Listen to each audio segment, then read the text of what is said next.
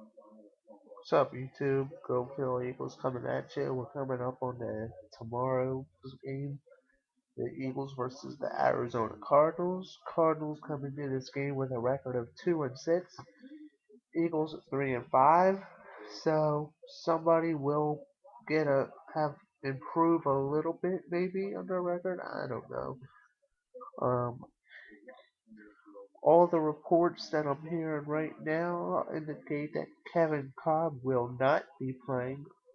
Right now, from what I'm hearing, it looks like it's going to be Josh Skelton, some kid they picked up like last year in the draft or something. And we need to win this game. We needed the Bears game, but these next two games are, just as important because if we lose tomorrow at 3-6, then we lose to the Giants at 3-7. Someone will have to get fired. I just don't see how.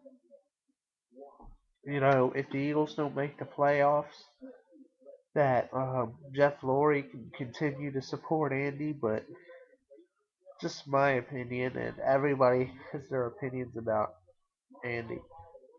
So, anyway, I hope the Eagles win. I'm not going to predict the games anymore.